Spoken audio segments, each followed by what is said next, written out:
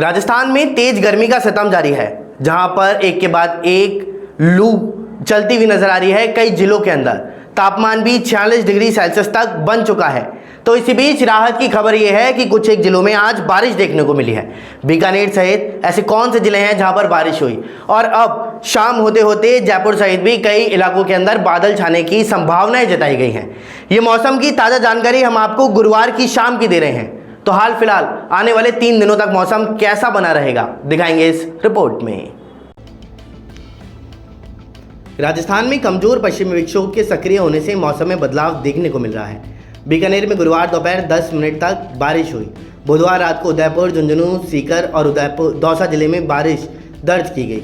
सीकर में गुरुवार सुबह करीब 6:30 बजे भी कुछ देर के लिए बरसात हुई। वहीं जयपुर, नागौर और भीलवाड़ा में गुरुवार सुबह से बादल छाए रहे, जिससे कभी धूप तो कभी छांव की स्थिति बनी। मौसम विज्ञान केंद्र जयपुर ने गुरुवार को भरतपुर, जयपुर और अजमेर संभाग में दोपहर बाद आंधी चलने, बादल छाने और कहीं कहीं हल्की बारिश होने की संभावनाएं जताई। वहीं दूसरी ओर बाड़मेर और जैसलमेर जिले में हीटवेव चलने का रेड अलर्ट भी जारी किया। भीषण गर्मी को देखते हुए जैसलमेर में सभी राजकीय व गैर राजकीय विद्यालयों में 8वीं तक के विद्यार्थियों के लिए स्कूल का समय भी बदल दिया। जिले में अब स्कूल सुबह 7:30 से लेकर के 11 बजे तक चलेंगे, जबकि पहले स्कूल का समय 7:30 बजे से लेकर के 1:30 बजे तक था।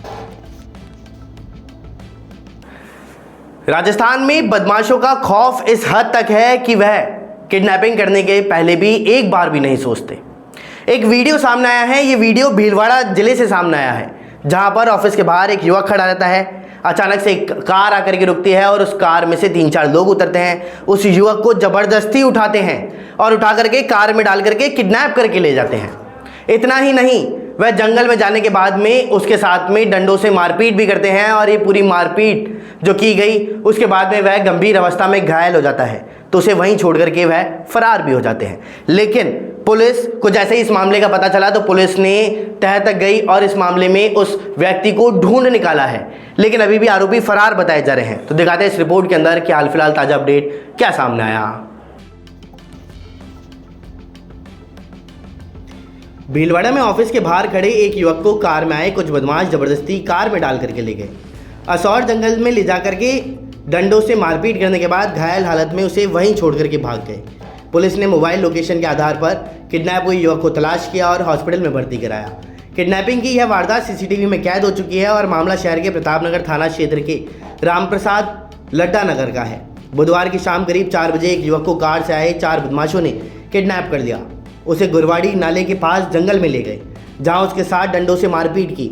मारपीट के बाद बदमाश इस युवक को घायल हालत में वहीं छोड़ करके फरार हो गए। युवक के किडनैप की सूचना पर पुलिस मौके पर पहुंची और युवक को तलाश कर इलाज के लिए महात्मा गांधी अस्पताल भी पहुंचाया, जहां उसका इलाज किया गया। किडनैपिंग की यह वारदात ऑफिस के बाहर लगे सीसीटीवी में कैद हुई। इसमें कार से आए कुछ बदमाश युवक को जबरदस्ती कार में डाल करके ले जाते हुए नजर आ रहे हैं। पीड़ित सुनील पिता गोपाल लाल गुर्जर निवासी सिंह जी का खेड़ा कोटरी ने बताया कि बुधवार की शाम को वो रामप्रसाद लड्डा नगर में स्थित अपने ट्रांसपोर्ट ऑफिस के बाहर खड़ा था। इस दौरान कन्हैयालाल गुर्जर निवासी सिंह जी का खेड़ा, जीवन पिता भोजाराम सहित कई लोग आए और मेरे से मारपीट करके जबरन गाड़ी में बैठा करके ले गए।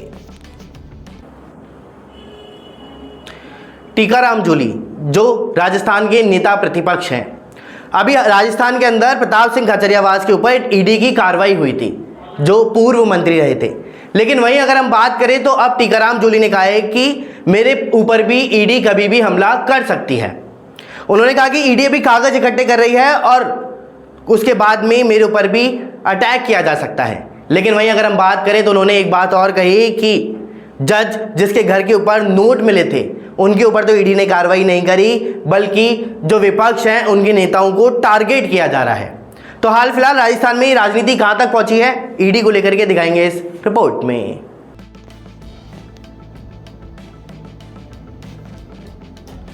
कांग्रेस के नेता प्रतिपक्ष टीकाराम जूली ने कहा कि मेरे घर भी ईडी आ सकती है। अभी कागज इकट्ठे किए जा रहे हैं, लेकिन उस जज के घर ईडी नहीं गई जिसके घर में करोड़ों रुपए मिले थे। यही नहीं, कांग्रेस छोड़कर के बीजेपी में शामिल होने के बाद ईडी की जांच ही बंद हो जाती है। यह कैसी कार्रवाई है?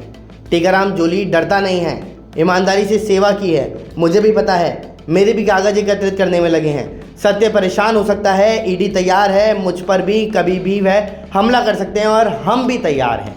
तो वहीं नेता प्रतिपक्ष गुरुवार को अलवर में थे।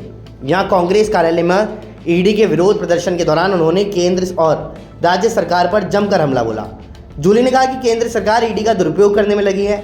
लोकसभा में सवाल का जवाब मिला कि ईडी ने 193 पर कार्रवाई की और केवल 2 के खिलाफ में चालान किए। इसमें ईडी की कार्रवाई का मतलब समझ आता है।